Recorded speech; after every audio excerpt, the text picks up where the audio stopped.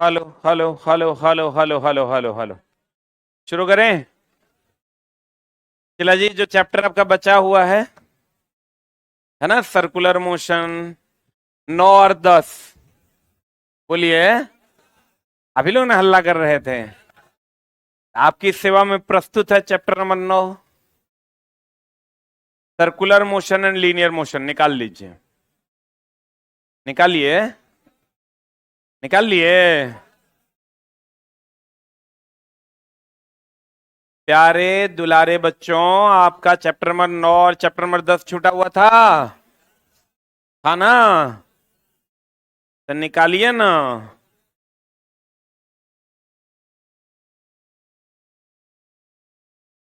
Big booster पे live नहीं है क्या टेस्ट?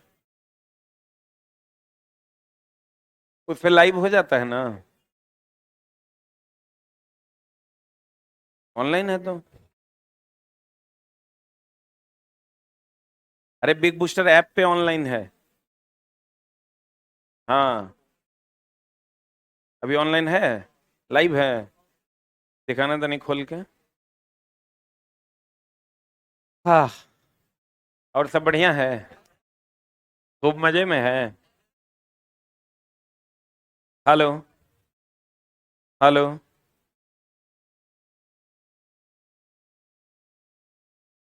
वहां लाइव दिखता है।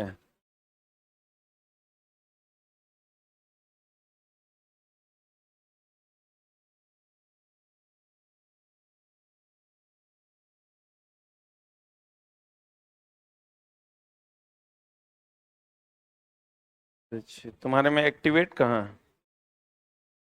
एक्टिवेट करवा के लाऊं? हम्म।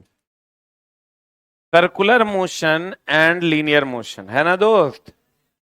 लीनियर मोशन क्या हुआ? अगर ऐसे चलेंगे तो ये रेखीय गति है, और अगर ऐसे चलेंगे तो ये वृत्तीय गति है। बोलो। ऐसे चलेंगे तो रेखीय गति, ऐसे चलेंगे तो कौन गति? वृत्तीय गति ना। आप देखो, बहुत तरीके हैं। डायरेक्ट यहीं शुरू है क्या? अच्छा, अभिकेंद्र बल और अभिकेंद्र त्वरण, यही ना?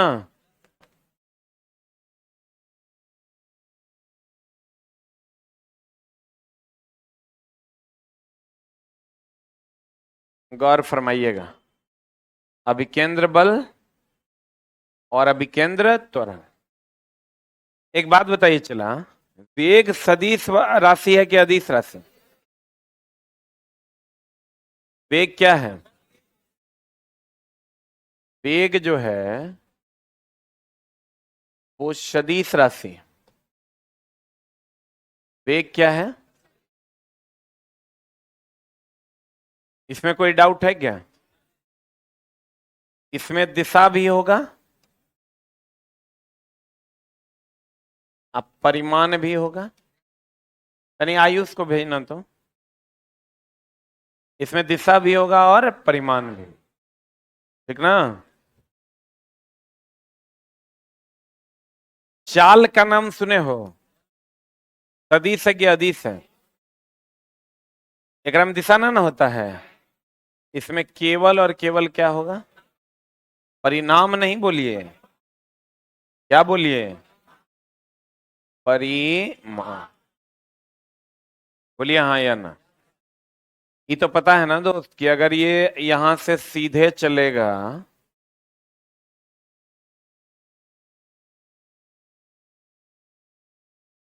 ये क्या हो गया?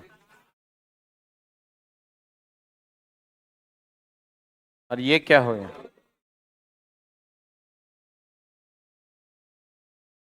चाल बराबर दूरी बटा समय, वेग बराबर विस्थापन बटा समय। एकदम आराम से समझिएगा, चला जी। चैप्टर बड़ा प्यारा है, ठीक ना? चाल बराबर दूरी बटा समय, और वेग बराबर विस्थापन बटा समय, है ना? अभी हम लोग चैप्टर नंबर 9 पढ़ रहे हैं, circular motion and linear motion, physics का, बेसिक साइंस का। वेग एक सदिश राशि है, सदिश होगा तो ओकरा में दिशा भी होगा, परिमाण भी होगा। चाल एक अदिश राशि है, इसमें केवल क्या है, परिमाण है। अगर टेढ़ा मेढ़ा चलेंगे तो चाल है, चाल बराबर दूरी बटा समय है। अगर सीधा चलेंगे तो विस्थापन है, विस्थापन है तो क्या है, वेग है। यानी वेग में एक निश्चित दिशा होती है और इसका एक निश्चित परिमाण होता है। चाल में एक निश्चित दिशा नहीं होती है, केवल परिमाण होता है, ये पता है ना। कितने लोगों को पता है सदिश और अदिश में क्या अंतर है? ईमानदारी साथ खड़ा करो। सदिश जकरा में दिशा है, अदिश जकरा में दिशा नहीं। सदिश जिसमें दिशा है, अदिश जिसमें दिशा नहीं। क्लियर है? अब देखिए चलें, तो वेग सदिश है कि अदिश है? क्यों? दिशा भी है, परिमाण भी है। चाल एक अदिश राशि है क्योंकि इसमें परिमाण तो है, दिशा नहीं।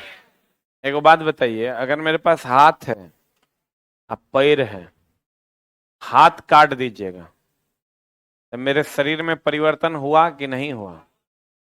अब मेरे पास हाथ है या नहीं है, तो हाथ के कटने से मेरे में कोई परिवर्तन नहीं होगा कि होगा? हाँ, मछली है, मछली का हाथ है नहीं है, तो हाथ कटने से वहां कोई परिवर्तन होगा नहीं, क्योंकि हाथ कटवे नहीं करेगा, क्योंकि हाथ है या नहीं है। बोलो रे, कहने का मतलब ये हुआ मेरे दोस्त, नहीं बिग बूस्टर खोलना, फर्स्ट पे तो गौर फरमाइएगा।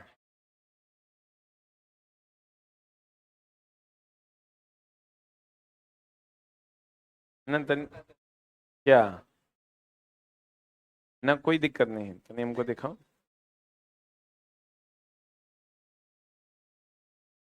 हमको खाली दोस्त ही बताओ तुम,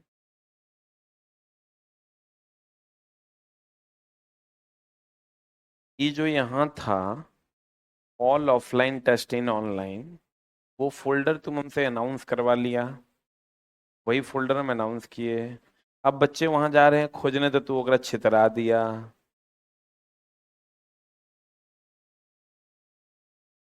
मतलब कहाँ है दोनों चीज? चारों हम बोले थे देने के लिए, हम बोले थे जब तक हम, ला दिखा, हमसे अनाउंस क्या करवाया है तुम? कहाँ है दिखाओ, वेयर द फोल्डर? वहां थोड़ी तुम अनाउंस किया करवाया है हमसे।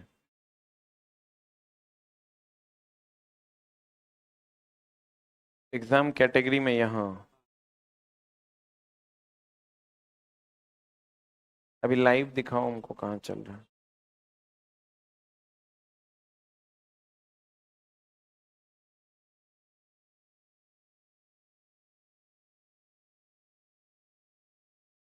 तो वेग जो है वो एक सदिश राशि है। कौन राशि है? उसमें दिशा भी है, परिमाण भी। चाल एक अदिश राशि है, चाल कौन राशि है? उसमें केवल और केवल क्या है, परिमाण है ना। जैसे अगर 5 मीटर हम कहते हैं पूरब की ओर, तो 5 मीटर परिमाण है, अब पूरब क्या है, दिशा है। एक बात बताइए, ले वो दिखाओ,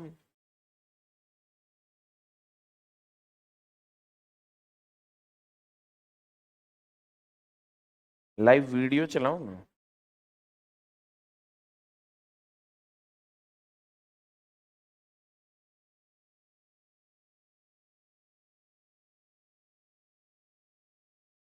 रिकॉर्ड करके क्यों रखते हो? वो तो लाइव की बात थी ना, तो लाइव क्यों नहीं हो रहा है?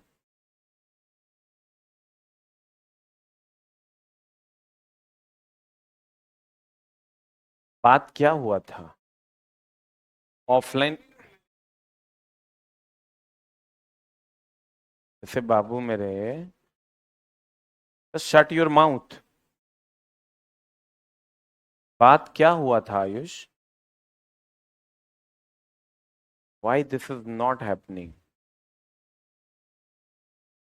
तुमको ये देखना चाहिए ना, कम से कम पहला दिन की लाइव, पहले दिन तो तुम करवा देता लाइव।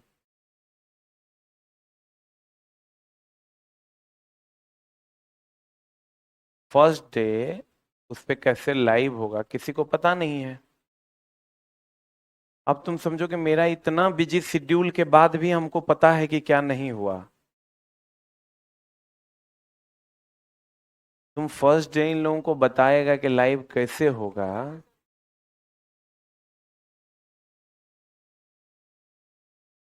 तो तुम इस बात का संज्ञान लिया, हम तुमको बोले थे कि इस टेस्ट में 2 से 3 लोग अलग से रिक्रूट होके डालो ताकि बच्चों को दिक्कत नहीं हो।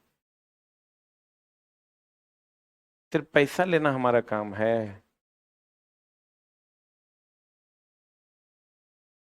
हमको तो ये लगा था कि कल भी टेस्ट लाइव हो गया होगा।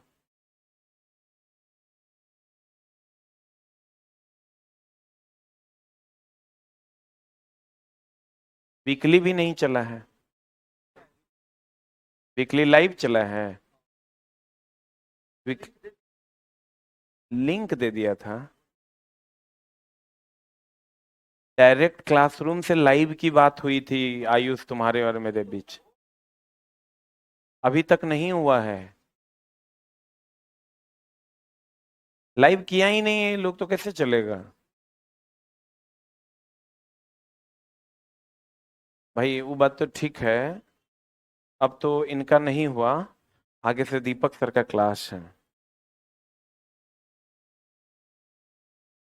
और आस ऑफिशियल पे जितने भी स्टूडेंट ने एडमिशन लिया हुआ है टेस्ट में, दीपक सर में या मेरे में, उस सबको ट्रांसफर करो उस पे।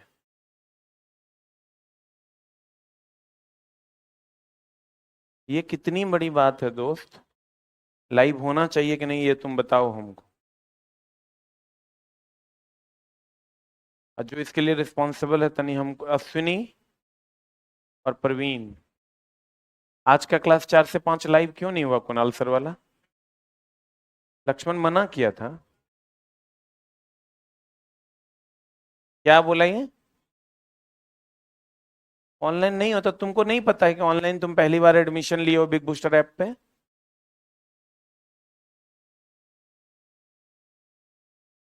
क्या बात है भाई। एक्सप्लेन भी कर रहे हो।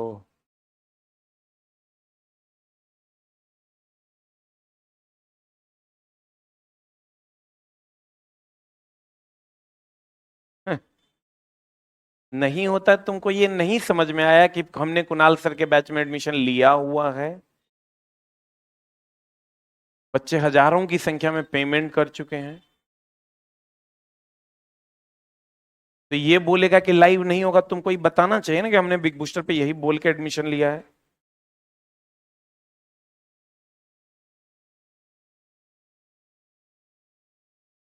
और आस ऑफिशियल पे जितने भी बच्चों ने एडमिशन लिया हुआ है रीजनिंग में और मैथ में और साइंस में, सबको वहां शिफ्ट करो। ये हमको बताना पड़ेगा रे। बाकी आज स्टार्ट होना था, हजारों बच्चों का एडमिशन है उसमें। तुम लोग मेरे जुबान का भी धज्जी उड़ा देगा। अभी तुरंत लाइव करो।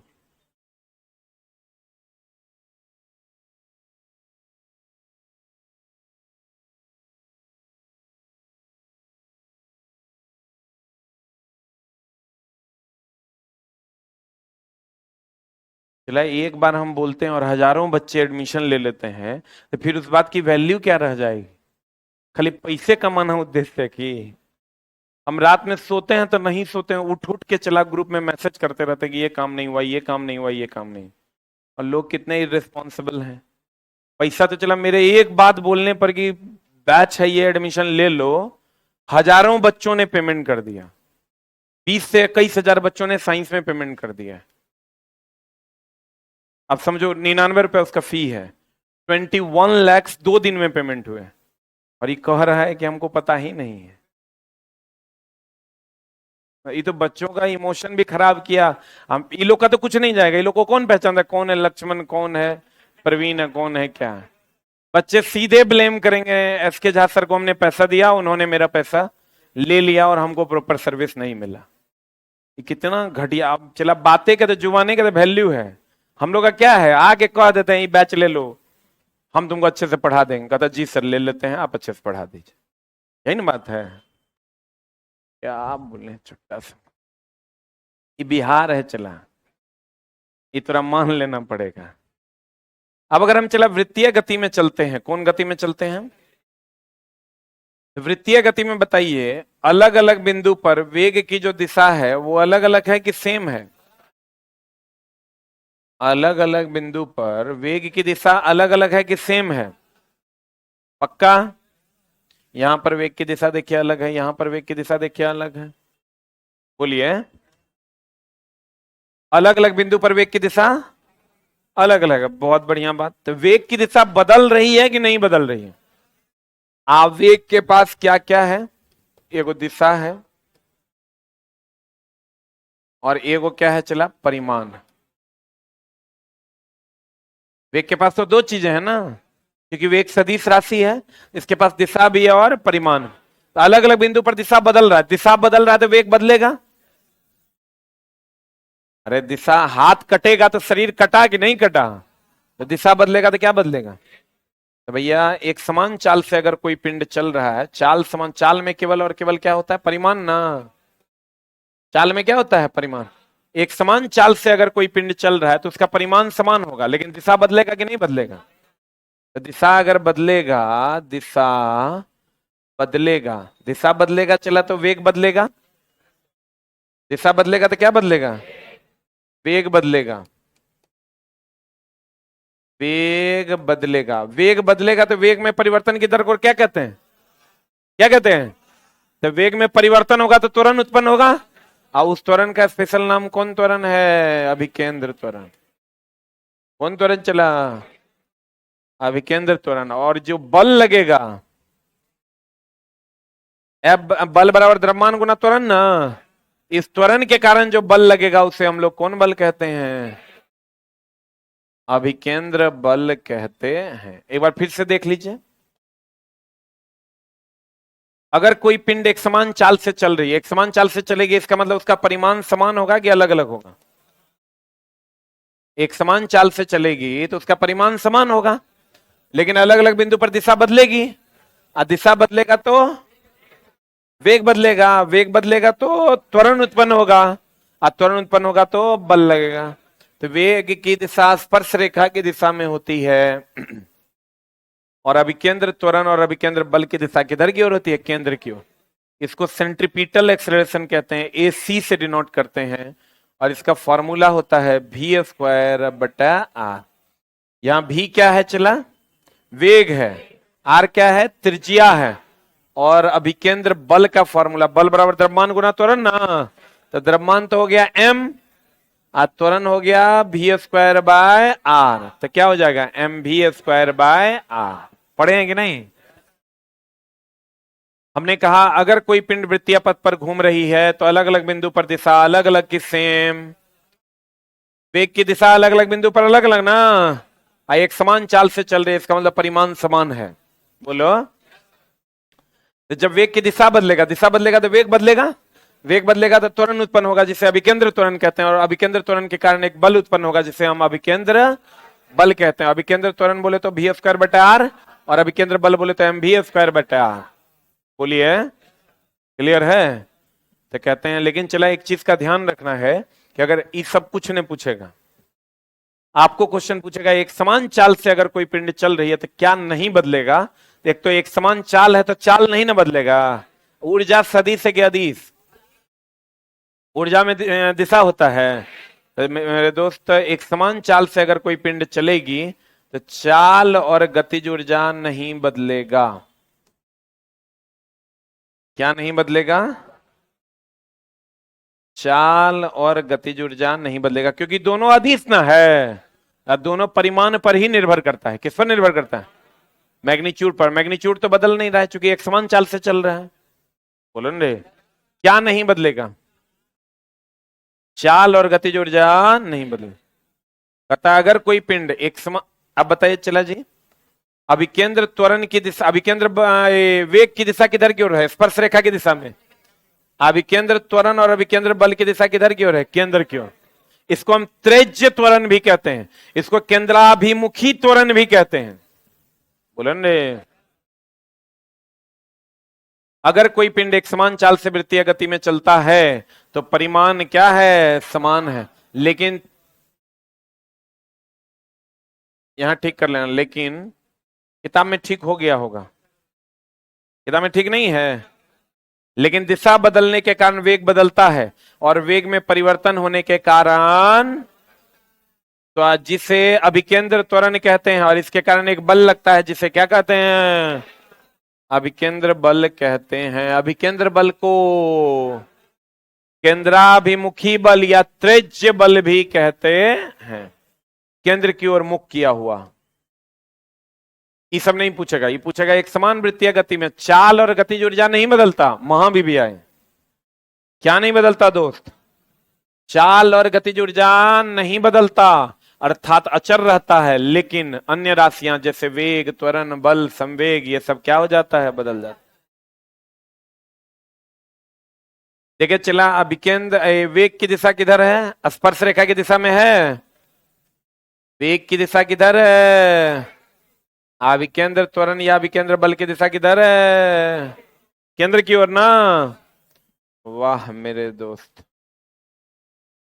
अगर m द्रव्यमान का कोई वस्तु r त्रिज्या के वृत्ताकार पथ पर v वेग से गतिशील है, अगर m द्रव्यमान का कोई वस्तु है या r त्रिज्या के वृत्ताकार पथ पर v वेग से गतिशील है, तो अभिकेंद्र त्वरण का फॉर्मूला क्या होगा, v² r।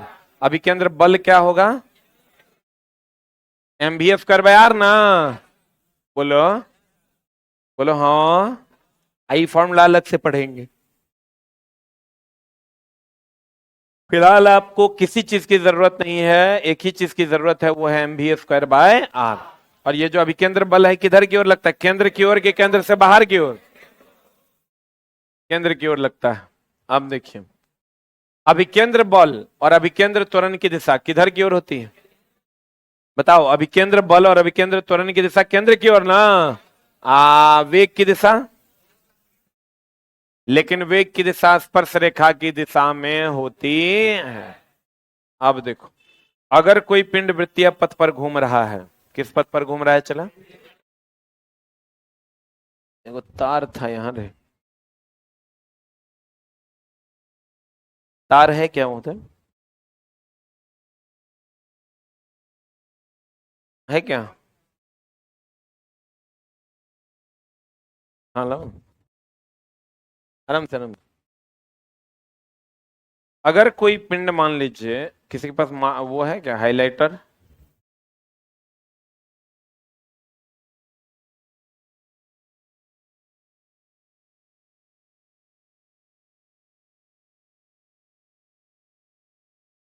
तुम्हारे जो चला दोस्त यार या छोटा भाई सब होगा ना, वो सब जब 10th पास करता है ना या इंटर पास करता है, उसको 1 आध 2 महीना 3 महीना 3 महीना का कंप्यूटर का कोई कोर्स जरूर करवा देना, जनहित में जारी है।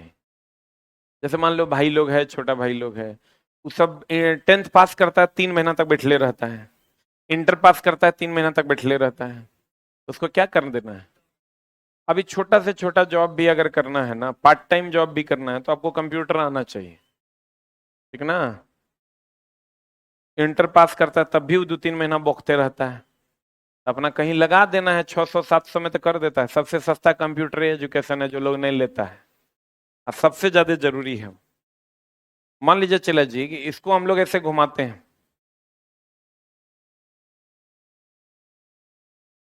घुमाए ना, भैया ये वृत्तीय पथ पर घूम रहा है, घूम रहा है ना, तो इसमें एक बल लगेगा अंदर की ओर, जिसे हम अभिकेंद्र बल कहते हैं। कौन बल कहते हैं, इसमें एक बल लगेगा अंदर की ओर, जिसे हम लोग कौन बल कहते हैं, अभिकेंद्र बल कहते हैं। किधर की ओर लगेगा, जो इसको खींचे रखेगा। हम अगर चला जी, मान लीजिए इनको हम खींच रहे हैं, हम इनको ऐसे खींच रहे हैं, अगर हम नहीं खींच पाएंगे तो बाहर फेंकाएंगे क्या अंदर, हाँ, हम इनको खींच रहे हैं, एकदम खींचे हुए हैं, हम नहीं खींच पाएंगे, अंदर फेंकाएगा, बाहर न फेंकाएगा। तो कहते हैं मेरे दोस्त, फिर से समझिएगा, अगर कोई पिंड वृत्तीय पथ पर घूम रहा है किस पथ पर घूम रहा है? किस पथ पर घूम रहा है? वृत्तीय पथ पर घूम रहा है, तो उसे किस बल की आवश्यकता है? अभिकेंद्र बल की आवश्यकता है, जो उसको किधर की ओर खींच के रखती है। कोई भी पिंड अगर वृत्तीय पथ पर चला घूम रहा है ना, तो उसे एक बल चाहिए जो उसको किधर की ओर खींच के रखता है? केंद्र की ओर खींच के रखता है। और उस बल को हम कौन बल कहते हैं? अभिकेंद्र बल। तो कहते हैं चला कि यहां जो अगर कोई धागे में पत्थर को बांधकर घुमा रहा है,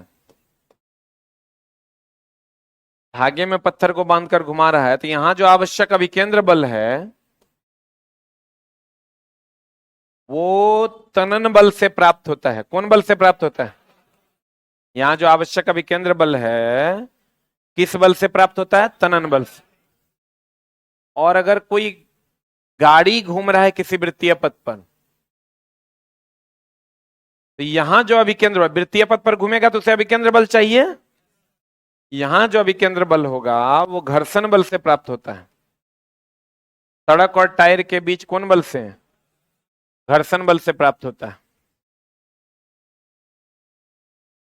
और अगर कोई सूर्य है, इसके चारों तरफ पृथ्वी चक्कर लगा रही है, तो यहां जो अभिकेंद्र बल होगा उछला गुरुत्वाकर्षण बल से प्राप्त होगा। अभी चैप्टर नंबर 9 पढ़ा रहे हैं हम, 2 चैप्टर छूटा हुआ है, वही 2 चैप्टर हम पढ़ा रहे हैं आपको। इसके बाद लाइट का न्यूमेरिकल करवाएंगे, ठीक है ना। यहां जो अभिकेंद्र बल होगा वो तनन बल के बराबर होगा। यहां जो अभिकेंद्र बल होगा अगर गाड़ी चल रहा है तो घर्षण बल के बराबर होगा। यहां जो सूर्य के चारों तरफ पृथ्वी चक्कर लगाएगा, यहां जो अभिकेंद्र बल होगा कौन बल के बराबर होगा? हाँ, गुरुत्वाकर्षण बल के बराबर होगा। बोलो हाँ कि ना। अगर मान लो नाभिक में न्यूट्रॉन और प्रोटॉन है, इसके चारों तरफ कौन चक्कर लगाता है? इलेक्ट्रॉन। यहां जो अभिकेंद्र बल है किसके बराबर है?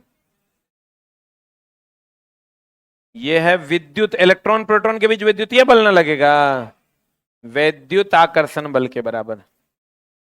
किसके बराबर है? चला, और कोई बचा? यही 4 गो है रे, देखो इन 4 गो ना है, देखिए नहीं रहा है। अरे यही 4 गुण है, देखो चिल्लाता। अब होगा क्या?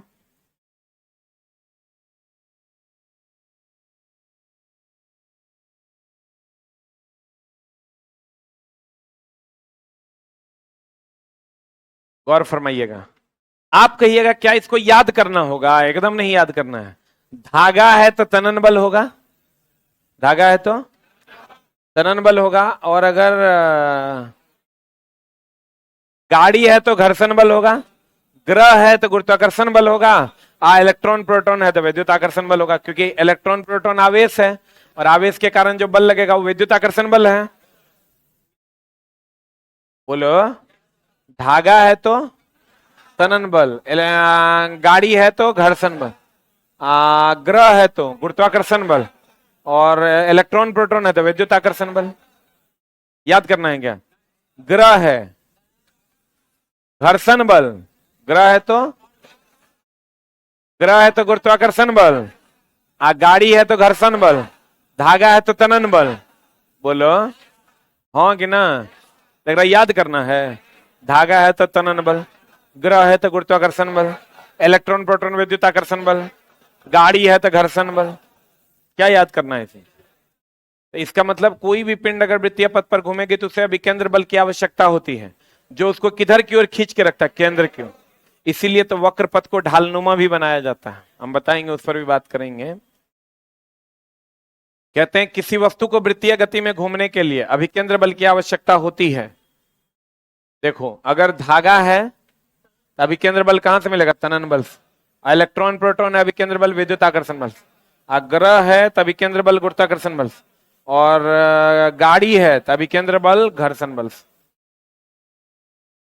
अगर किसी धागे से पत्थर को बांधकर घुमाया जाता है तो आवश्यक अभिकेंद्र बल किससे मिलेगा? तनन बल से।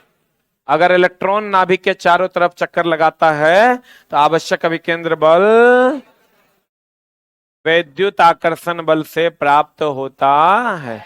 क्या? कौन चक्कर लगाता है? इलेक्ट्रॉन। क्योंकि इलेक्ट्रॉन पर माइनस चार्ज होता है, तो माइनस प्लस चार्ज के बीच तो गुरुत्वाकर्षण नहीं लगेगा, विद्युत आकर्षण नहीं लगेगा। बोलो रे, अगर कोई ग्रह घूमेगा सूर्य के चारों तरफ तो आवश्यक अभिकेंद्र बल किससे मिलेगा? गुरुत्वाकर्षण से ना। आवश्यक अभिकेंद्र बल किससे मिलेगा? चला, गुरुत्वाकर्षण बल से प्राप्त होता है। अगर कोई गाड़ी किसी गोलंबर पर चक्कर लगाती है, गोलंबर पर चक्कर लगाती है, आवश्यक अभिकेंद्र बल किससे प्राप्त होता है? घर्षण बल से। बोलो हाँ या ना। हमने आपको क्या कहा? अगर कोई धागा है तो आवश्यक अभिकेंद्र बल तनन बल से मिलेगा, ग्रह है तो आवश्यक अभिकेंद्र बल गुरुत्वाकर्षण बल से मिलेगा, अगर इलेक्ट्रॉन प्रोटॉन है तो आवश्यक अभिकेंद्र बल विद्युत आकर्षण बल से मिलेगा, गाड़ी है तो आवश्यक अभिकेंद्र बल घर्षण बल से मिलेगा। बोलो। तो चला एक बात बताइए, अगर ये कोई धागा है, मान लीजिए ये धागा है, m द्रव्यमान का कोई पिंड इससे बंधा हुआ है, r त्रिज्या के वृत्ताकार पथ पर चल रहा है, तो यहां जो आवश्यक अभिकेंद्र बल है, आवश्यक अभिकेंद्र बल है, वो किससे प्राप्त होगा? तनन बल से प्राप्त होगा। यानी जो तनन बल अगर 100 न्यूटन है तो आवश्यक अभिकेंद्र बल वही न हो जाएगा हो। बोले मैं नहीं करे। यहां पर FC बराबर फॉर्मूला क्या हो जाएगा? यही ना होगा, ये दे देगा, ये दे देगा, ये दे देगा, ये नहीं निकाल पाइएगा। अगला क्वेश्चन वही है, अगर किसी धागे का तनाव सहन क्षमता 100 न्यूटन हो तो तनाव सहन क्षमता ही ना अभिकेंद्र बल है हो, तथा उससे बंधे पत्थर का द्रव्यमान 1 किलोग्राम हो, m का मान कितना है? 1 kg, तथा धागे की लंबाई 4 मीटर है, तो धागे की लंबाई ही ना उसकी त्रिज्या होगी। कितना मीटर है? तो महत्तम कितने वेग से पत्थर को घुमाया जाएगी धागा ना टूटे? V बराबर वाट। बोलो। FC बराबर mv²/r। बोलो हाँ। यहां से FC का मान कितना? 100, m का मान कितना? 1, v²।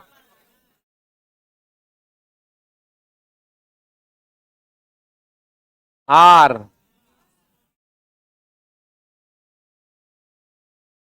20 मीटर पर सेकंड से घुमाएंगे, धागा टूटेगा कि नहीं टूटेगा? क्योंकि उसके तनाव सहन क्षमता से ही नहीं वैल्यू निकल कर आया है। बोलो न रे, तनाव सहन क्षमता से ही नहीं वैल्यू निकल कर आया है। अब वक्र पथ की ढाल, कभी वक्र पथ को देखे हो चला जी? कभी गोलंबर पे घूमे हो? कभी गोलंबर पे घूमे हैं तो आप देखिएगा ऐसा ढाल नुमा रहता है। हम लोग अंदर की ओर झुक कर चलते हैं कि बाहर की ओर? तो अंदर की ओर झुक के चलेंगे तो आवश्यक अभिकेंद्र बल मिलेगा कि नहीं मिलेगा? केंद्र की ओर एक बल लगेगा। लेकिन अगर चला, अच्छा बताइए, स्पीड ज्यादा है तो घर्षण कम है ना? अगर गति ज्यादा है तो घर्षण कम है। देखो बात बताइए, अगर वक्र पथ पर अधिकतम सुरक्षित चाल देखिएगा लिखल रहता है, अधिकतम सुरक्षित चाल 40 किलोमीटर पर आवर, देखें ऐसा लिखा हुआ। अगर आप उस चाल से ये वक्र पथ पर जो आवश्यक अभिकेंद्र बल जो मिल रहा है, ये अभिकेंद्र बल कहां से मिल रहा है? गाड़ी, रोड और सड़क के, सड़क और पहिए के बीच के घर्षण बल से न हो, पहिए और सड़क के बीच के कौन बल से? घर्षण बल से प्राप्त हो रहा है। Any doubt? ध्यान दीजिएगा, ये जो अभिकेंद्र बल है, कौन बल है? अभिकेंद्र बल है, वो पहिए और सड़क के बीच के घर्षण बल से प्राप्त होता है। और आवश्यक अभिकेंद्र महत्तम स्पीड है 40 किलोमीटर पर सेकंड या आवर, 40 किलोमीटर पर आवर। और इससे अधिक चाल से आप चलते हैं, अधिक चाल से चलिएगा तो घर्षण कम के ज्यादा, तो घर्षण कम होगा तो अभिकेंद्र बल भी ना कम होगा। अभिकेंद्र बल कम होगा तो अंदर की ओर लगने वाला बल कम होगा, अंदर की ओर लगने वाला बल कम हो जाएगा तो गाड़ी बाहर की ओर फेंकाएगा। अब बाहर की ओर फेंकाएगा तो ऐसे पलटेगा, तो ऐसे पलटेगा तो अंदर वाला पहिया पहले उठेगा और गाड़ी बाहरी चक्के पर बाहर की ओर पलट जाएगी। अगर मान लो कि ये गाड़ी है और ये वृत्तीय पथ पर ऐसे घूम रही है ना, और हमने इसकी गति बढ़ा, इसलिए देखना मोड़ पर हमेशा लोग धीरे धीरे चलता है। क्यों? क्योंकि धीरे धीरे चलेगा तो घर्षण बल ज्यादा होगा, घर्षण बल ज्यादा होगा तो अभिकेंद्र बल ज्यादा होगा, अभिकेंद्र बल ज्यादा रहेगा तो केंद्र की ओर लगने वाला बल ज्यादा होगा तो बैलेंस रहेगा। और अगर आप तेजी से घुमा लिए तो तेजी से घुमा लीजिएगा तो गति ज्यादा, गति ज्यादा तो घर्षण कम, और घर्षण कम तो अभिकेंद्र बल कम, अभिकेंद्र बल कम तो केंद्र की ओर लगने वाला बल कम, अब बल कम तो गाड़ी बाहर की ओर फेंकाएगा, अब बाहर की ओर फेंकाएगा तो अंदर वाला चक्का पहले उठेगा, गाड़ी बाहर चक्के पर बाहर की ओर फेंका जाए। बोलेंगे वक्र पथ को ढालनुमा क्यों बनाया जाता, ताकि आप ऐसे जब हम घूमे तो ऐसे ऐसे ऐसे करके हम लोग घूमते, ऐसे घूमते हैं क्या, ऐसे घूमते हैं, ताकि आवश्यक अभिकेंद्र बल मिल सके कि ना मिले। कहते हैं वक्र पथ को ढालनुमा बनाया जाता है आवश्यक अभिकेंद्र बल प्राप्त करने के लिए। वक्र पथ पर आवश्यक अभिकेंद्र बल कहां से मिलता है, घर्षण बल से प्राप्त होता है। अगर कोई पिंड चला वक्र पथ पर अधिकतम सुरक्षित चाल का ही फॉर्मूला है v बराबर under root R G tan theta, इस पर तो हम अलग से बात करेंगे, पहले तुम इसको देख लो। अगर कोई पिंड वक्र पथ पर अधिकतम सुरक्षित चाल से अधिक चाल से चक्कर लगाता है तो गति अधिक होने के कारण घर्षण कम हो जाता है और आवश्यक अभिकेंद्र बल प्राप्त हो जाएगा, नहीं हो पाता, जिसके कारण गाड़ी का अंदर वाला पहिया पहले उठेगा और गाड़ी बाहरी पहिए पर बाहर की ओर पलट जाए। 100 बार का पूछा हुआ क्वेश्चन। एक समान वृत्तीय गति में चाल और गति ऊर्जा बदलेगा, बदलेगा, एक समान वृत्तीय गति में चाल और गति ऊर्जा नहीं बदलता, बदलता है, बदलता है, क्या नहीं बदलता, चाल और गति ऊर्जा नहीं बदलता। और अगर चला हम वृत्तीय पथ पर चल रहे हैं तो हमारा जो अभिकेंद्र त्वरण है उसका फॉर्मूला है वी स्क्वायर बाय आर, और हमारा जो अभिकेंद्र बल है वो है M V square by R. और अगर कोई पिंड वृत्तीय पथ पर घूमेगी तो उसे अभिकेंद्र बल चाहिए, बोलवे नहीं करे, क्या चाहिए, अभिकेंद्र बल उसे केंद्र की ओर रखेगी कि केंद्र से बाहर रखेगी, केंद्र की ओर रखेगी, किधर रखेगी, केंद्र की ओर रखेगी कि बाहर, केंद्र की ओर रखेगी, केंद्र की ओर खींच के रखेगी। अगर उसे अभिकेंद्र बल नहीं मिला तो किधर पलटेगा, बाहर की ओर, बाहर पलटेगा तो अंदर वाला चक्का पहले उठेगा, गाड़ी बाहरी चक्के पर बाहर की ओर पलट जाएगा। और अगर कोई ग्रह चक्कर लगा रहा है तो आवश्यक अभिकेंद्र बल घर्षण बल, गुरुत्वाकर्षण बल से, गाड़ी चक्कर लगा रहा है घर्षण बल से, धागा है तो त्वरण बल से, इलेक्ट्रॉन प्रोटॉन है तो विद्युत आकर्षण बल से। तुमको क्वेश्चन पूछेगा बताइए एक समान वृत्तीय गति में क्या कांस्टेंट रहता है, चाल और गति जुड़, चाल और क्या गति। अभिकेंद्र बल बताओ, वेग का मान दुगुना कर देंगे 4 गुना होगा, ये दुगुना करेंगे 2 गुना होगा, ये 2 गुना करेंगे ये आधा होगा, बोलो हाँ। गाड़ी होगा तो अभिकेंद्र बल घर्षण बल से, धागा होगा तो तनन बल से, ग्रह होगा तो गुरुत्वाकर्षण बल से, इलेक्ट्रॉन होगा तो विद्युत आकर्षण बल से। क्या समस्या है? एक क्लास और लेंगे कंप्लीट हो जाएगा, छोटा छोटा चैप्टर है, चला जाए। लाइट का न्यूमेरिकल पढ़ने के लिए तैयार हैं? हम चला, लेकिन तुमको 10 मिनट का एगो थ्योरी बताएंगे, सब न्यूमेरिकल खट खट खट खट खट खट बनेगा, ठीक है ना।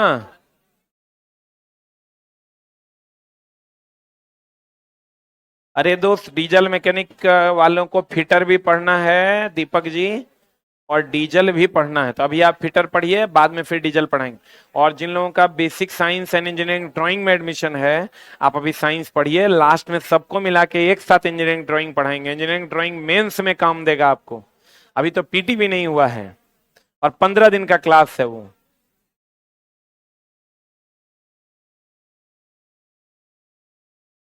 आज यूट्यूब पे हम नहीं आ रहे हैं, आज यूट्यूब पे सारे कमांडो अलर्ट पर हैं, आज आ रहे हैं।